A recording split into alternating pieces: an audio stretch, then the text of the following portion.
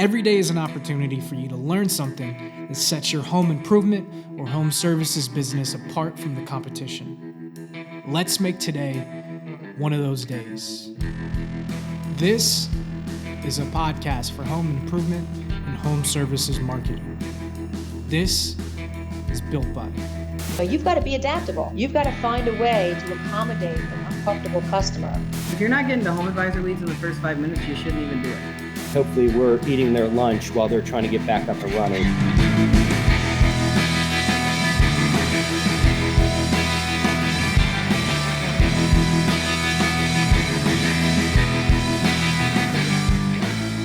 Hey, what's up, y'all? Matt here with Hatch and another episode of Built By. Hope everything's going awesome for you on this Thursday, March 11th. Also known as 311 Day if you had terrible music tastes like I did in high school. Today is a very interesting episode. We're not talking specifically about marketing. We touch on it a little bit, but it's cool to get perspective from the other side. And when I say the other side, I don't mean like the dark side. I don't mean anything like that. I mean from the sales side.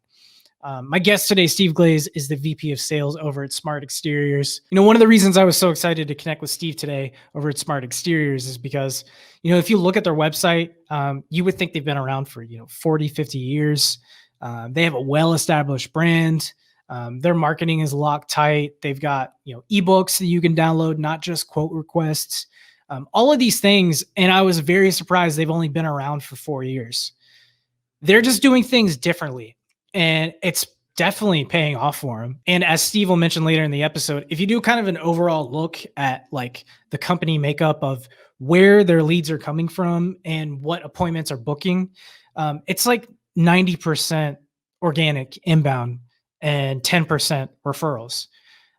They don't have an advertising budget. I mean, literally, they don't put any money into advertising. It's all, Steve doing podcasts, getting his name out there, getting the brand out there, really honing in on the website, making things really cool. And it's working for them. It's really an organic engine that works well. And really the bulk main topic of our conversation today is something that I think Steve has nailed down. And that is the relationship between sales and marketing. And working in a symbiotic relationship, I failed biology, but I think it's symbiosis. A symbiotic relationship where they're lockstep, pumping out things on the marketing side that are directly attributing qualified leads to the sales team, and things are just clicking over there. So we're going to talk a little bit about that. Steve is going to give some insight into what he looks for when he's hiring a sales rep that can actually capitalize on the leads that marketing is generating. And it's not what you think. It's not the Glengarry Glen Ross coffees for closers type guys. There's another personality trait that he looks for that we're going to dive into. Super interesting stuff. So without further ado, I want to go ahead and kick the episode off. Again, this is Steve Glaze, VP of Sales over at Smart Exteriors. I hope you enjoy.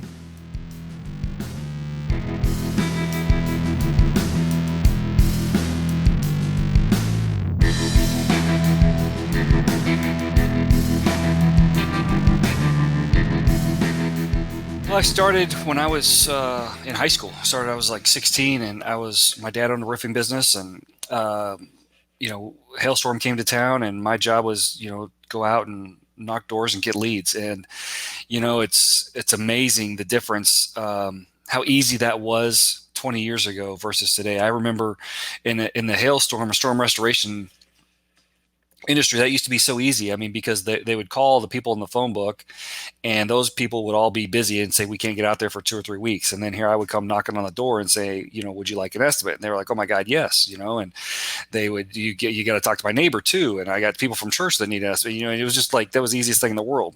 Fast forward, it stayed that way until I would say 2008, 2009, when, kind of the new home building crashed. I think everybody jumped into it, and it was like night and day. We would go, and next thing you know, there's like 30 people knocking on the door, and they're just like, there's signs up that say, if you're a roofer, stay off my yard, I'm going to shoot you or something, and so it was really bad, and it got really, really tough. But, through that, obviously I learned the value of a lead. I learned how to get, go out and self-generate. And so that was a big thing. And then the storm damage restoration business in itself is very competitive. I mean, even back when getting the leads were easy, there's 4 or 5 guys at the time, that they're talking to, and they're all pitching the same thing. And so you gotta sharpen the saw. You've got to master the sales process. You got to get good at it, and it's not good enough to just show up and go through the motions. You won't be successful. And so those are some of the things that, some of the things I learned over the years and that I take from the early years. Gotcha. So, jumping over to Smart Exteriors, where you've been since Mhm. 2017 as VP of Sales, coming into this role, walk me through that first year. When you first started, what was your thought process? Was it, did you run leads first? Did you, hire a rep? What was your process like then? So, coming from that business, and starting my own business here locally, and not really with a focus on storm damage restoration, the first issue you have is, how do I get a lead? How do I get the phone to ring, or how do I get somebody to go talk to?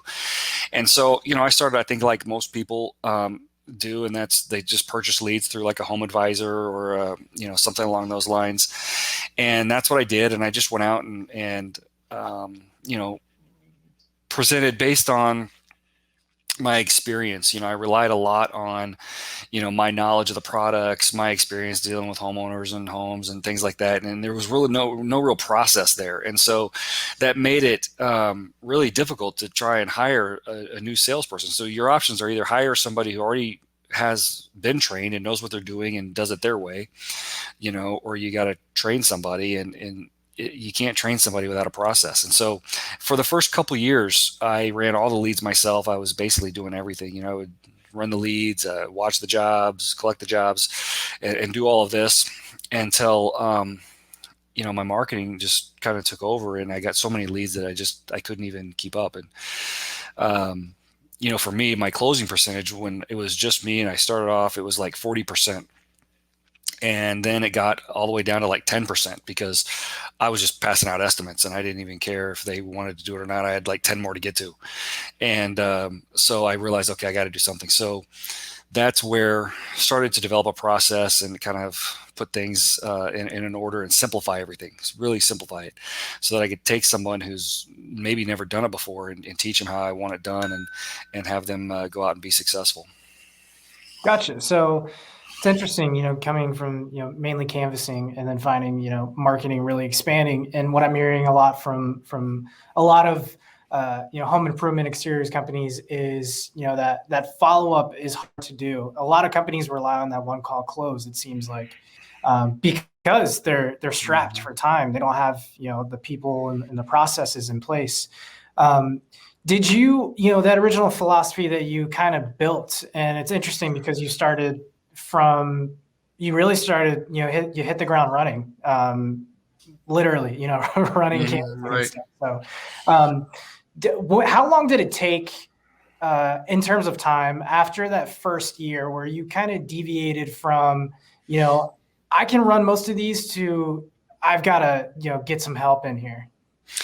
Yeah, so it was basically year 3, and then it took me probably the 4th year to actually implement it. But years 1 and 2, I was cruising along. Everything was pretty good. I was making, a good living and running my own leads, and everything was great. But wanted to grow and continue to market and all these things. And so it started to take off. In year 3, I realized, hey, I can't keep up. And so I started working on the processes, and then year 4 started implementing hiring guys and moving in that direction. That's awesome, man. I did a quick little, look at your website and stuff before we hopped on here. And I have to say, like, the marketing fundamentals that you guys have over at Smart Exteriors in place is phenomenal. I mean, It's really one of the upper echelon of companies I've seen. The website looks really nice. You're not just relying on like quotes and estimates. You're also putting out content for homeowners to download for that kind of longer term nurture and that sort of thing. I think I saw something. Porch recently named you like 2020 best general contractor in your market as well. Yes. Yeah. Awesome, man. Yeah, we've won some awards. There's been several of them that, Blogger Local and some of these things that we've done. And a lot of that's based on the marketing that we do, but, we do a really good job for the customer as well. That's awesome, man. Yeah, it always helps on that review and referral and at the post job when they can spread the gospel there. All of this is to say, collectively, how does this all help you in your sales process and on your sales side versus, when it wasn't pumping as well as it was in those early years? Yeah. So, I think it lends credibility. I mean, that was the first, I always say our website, has kind of gone through, phase 1, 2, and 3. And phase 1 is I got to get something up that just says I'm a real business, so that when somebody Googles me or actually looks at my business card, goes to it and says, oh yeah, it's like, if you don't have a website, you have nothing. And so I had to get that first website up, and it looked pretty, and it, of course I had like stock images because I didn't have a lot of before and afters, but, and stuff like that. And, but it worked. It served its initial purpose, which was to provide some credibility. And then, after moving from the from like buying leads, I started purchasing AdWords to place higher on Google before the, organic stuff kicked in. And I realized the importance of, conversion optimization. And so that was phase 2, and so it was conversion. And then now it's just basically SEO and conversion. But all that to say that everything that we do, it just lends credibility. And when we go out and we give our sales presentation and we're telling people that, you can expect a great experience when you do business with Smart Exteriors, it's believable because we've got the reviews to back it up. We've got the content to back it up. And I would say that, 10% of the people that we go and see have already decided they want to use us before we, knock on the door and give them an estimate. And so that's huge. That's awesome, man. Yeah, I mean that's 10% that are probably ready to sign the dotted line by the time you get in there. That's awesome. Yeah. It's interesting the branding and stuff. I was reading a report recently that millennials had become the highest segment of home buyers now. And as a millennial myself, I've been reached out to by a couple of businesses for home services, things like that look super shoddy and like untrustworthy. So that brand goes such a long way before you even step foot in the door. So that's a great point you made there. Is that something you see? Is that, does it create kind of a comfort? Does it raise the trust with homeowners when you have that brand presence that's so well established? Yeah, absolutely. I mean, that's everything that we do, from these podcasts to, the book that, I've written and put on our website. It's to position ourselves as the expert in our industry, in our market. And, when people are searching for that home improvement project, they go online, they're going to find us, and they're going to see a lot of, third party, verification that, we are who we say we are, and we do a great job, and they can trust us. And that's what we see when we go out there and talk to people. That's awesome, man. So I want to shift gears a little bit and really dive into kind of the bulk of our topic today. And what I was really excited to talk to you about, which was, hiring the team that when you do have this influx of leads coming in, your marketing is taking off, putting the right people in place to really capitalize on this inflow, if you will, of leads and people interested. So give me kind of a breakdown. I know we connected earlier and you said you had 2 reps. I'd love to hear what those roles look like now in conjunction with yours.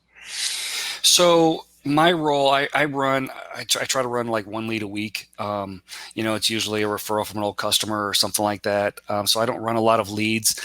But my sales reps, that's all they do. I don't, they don't manage jobs. They don't run for materials. They don't do any of that stuff. I just want them focused on being the best sales reps they can be. And that seems to work pretty well. It's a little different from like, the roofing industry, where I remember back when I started, it was like we would sell the job, we'd watch the job, we'd collect the job, we did everything.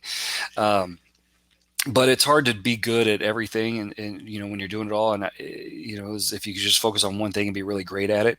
So that's what we try to do, is free them up to do that.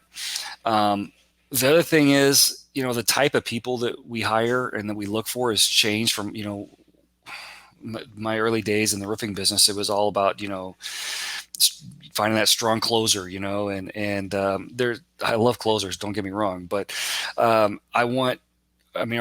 sum it up, we hire really good people that work hard, and that's may sound cliche, but that's what we look for is people that care about the customers, and that will, when I say work hard, I want somebody that will go out and give this presentation and follow the process on every single lead, regardless of what they think of the house, regardless of what they think of the people. Everybody gets the same experience, and they're not just so concerned about wasting their time or just trying to get in, get out, and things like this. I preach it like crazy that if you just follow the process and work hard and do everything that we've trained you to do, you'll make a very good hourly rate. It's huge, and I know this because I surprised myself. I remember when I was selling, and I made a commitment to actually give this presentation to every single person regardless and go through the process, even if I walked up and I was like, there's no way these people are buying from me.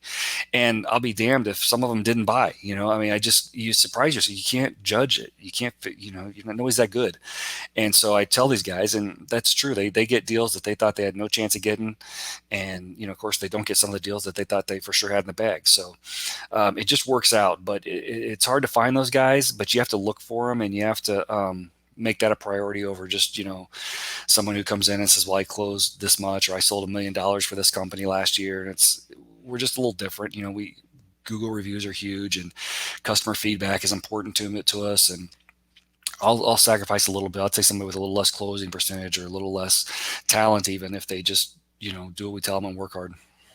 That's an amazing point you made, by the way. And it hadn't really occurred to me before, but the difference between a closer and somebody that is, disciplined and a hard worker. You think of the closer, you think of the talent coming in, and they'll one call close, or they'll get discouraged and forget about it. And then, you got the people that are disciplined, they're going to follow the regimen and, get that job done, get that, closed.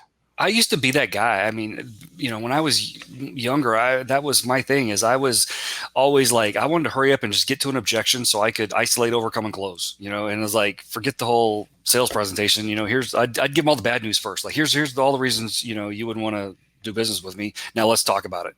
And then is there anything else? I was just that guy, and it kind of worked for me. But as I now have my own business, I realize, that's not the experience that, I want the customers to go through. And what we found is that if you do the process and you put in the effort and are disciplined, that you become a very good closer just by the fact that, people, they see your marketing, they see everything that you've done, they have a good belief in the business. And then you come out and you follow that up with, hey, these guys are very professional. They're not pushy. They just do what, they have a process and they give a presentation, and gosh, I just want to do business with them. You don't have to be such a hard closer. It just happens organically if you just follow the process. For sure. Yeah, it's awesome, man. I want to, kind of I know we've talked a little bit about some of your marketing and, your team and stuff. I would love to get like a high level overview. Like, what is, if you don't mind sharing, like what does the pie chart, I guess, look like, of your current, lead flow and sales opportunities look like? Is it lead generation versus cold calling, something along those lines? So right now we do very little. I've got one rep that he goes and calls on insurance agents. That would be about the only cold calling we do. 90% of our business is organic SEO at this point. And then probably like the other 10% is like referrals. So I think that as we want to grow, we're gonna have to do some more things, but right now that's all we can handle. And I've been focusing on this last year and this year of just getting really good and efficient at what we're doing and not trying to grow too much. And then I really want to take off once we get our everything lined up, and I feel like, okay, we've got our systems in place and we can really just skyrocket. But I want to do it right first and build that foundation and everything. So I think we're going to look into we have to do more of like the home shows and the radio and some other things. But right now we're just booked with the stuff that comes in organically. That's all. It's almost like, it's like an engine that's constantly kind of running in the background that's just feeding you leads. Is that what it seems like on the sales front? Yeah, absolutely. I mean, it just is, and it takes a couple of years. A year you start really seeing a return. 2 years you really see the return. But if you're just consistent with it, and stay with it, you get good results. That's awesome. I know we've touched briefly on, I think you've mentioned a couple times the ebook that you have on your Hmm. website. So it's Hmm. not a direct sales opportunity. It's more of just, starting the relationship, getting someone to give you their email and, actioning the lead that way. How do you approach that versus like a direct quote request as a sales team?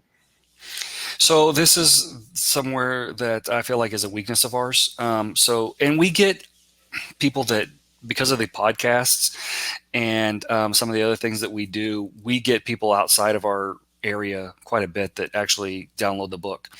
And so with that form, it's basically they download the book, they give us their email, and then it says, would you like someone to contact you for an estimate? And, probably half of them say no, and we don't do a good job of following up with that. That's something where you need to improve upon is, at least an email, just an introductory, maybe put them on something that they get at once a quarter or something like that. But we're not at this point. And so then the next step is the one people that say, yeah, we are interested. We reach out to them obviously and put them in the pipeline, and they go through the same process. I will tell you, the people that download the book, read the book, and ask us out for an estimate, they fall into that 10% of people that already want to use us before we show up. It's just been proven over and over again where I've done it. I've actually gone out there and they tell me we're going to use you before I've even given them a price, because they feel like you're the expert and that's who they want to go with. That's awesome. By the way, it's got the perfect SEO name. It's the Kansas City Homeowners Buying Guide or something along those lines. Yes, there's definitely some thought put into that. That's awesome, man. Yeah. Well, cool. I know we're running up against time here, and I've had a fantastic conversation. And I love to end, all of the podcasts with kind of a little goofy little segment, which is, last tip before we dip. So, if there's one piece of advice that you could give anyone in the industry right now, what would it be? Have a process for everything. You just can't scale without a process, and that's from your sales process to your production processes to internal. Just have a process for everything. That's awesome. Any insight into places to look if you're looking to build a sales process, or is it more just trial and error and finding what works? For the sales process, I was fortunate, and one of the guys that I did hire came from the Rodney Webb system, and he implements. So he helped me kind of go through that, and that's been a great tool. So I recommend that. We also there's a Breakthrough Academy is I don't know if you're familiar with them, but that's a program that we use that basically helps you systemize your business and things like that. And we've had great success with that. And so I highly recommend those guys as well. Awesome. And just another couple shout outs, we partner with Grasso and Tony Hody, and there's Dave Yoho. Yep. There's so many. Tony's great. Yeah. Yeah. There's so many good, sales process coaches out there, and they might not all be a good fit. And you just have to find the one that works with your team pretty well. So that's awesome that you've been able to find that and really lock that down. So, Steve, thanks so much for joining me today, man. It seems like time flew by, but absolutely. I'd love to give you just a few minutes here. If listeners want to find out more about you or Smart Exteriors, what's the best place to find you? First place would be the website. It's smartextpros.com. There, if you're interested, you can download the ebook for free. As opposed to going to Amazon and paying for it. And then just on LinkedIn at Stephen Glaze, StevenGlaze. I do blog posts and we post everything there too. So if you have a question, reach out to me, message me, and be happy to get back with you. Awesome, man. Again, thanks so much for joining, and until next time. It's been great, man. Appreciate it.